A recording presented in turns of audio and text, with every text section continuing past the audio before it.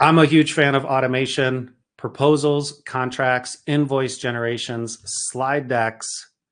All of these things can be automated up to a degree. Now, that percentage of how much it can be automated is going to be based on how complicated these things are. But even taking a slide deck for an example, maybe you want a slide deck and you have a template that you use, but you want to personalize it with a prospect's name. You want to throw in their address.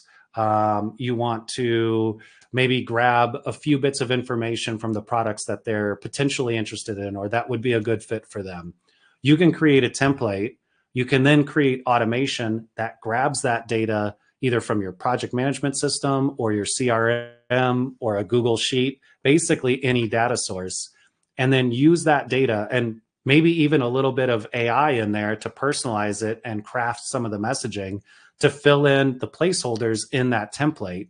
Even if that gets you 50% of the way there, or if it gets you 80% of the way there, you're eliminating potential errors. You no longer have to do that. Oh, I'm going to copy and paste from the template and then find and replace. And hopefully I don't send it with the wrong name or the wrong business address in there, or all those things that we used to have to do.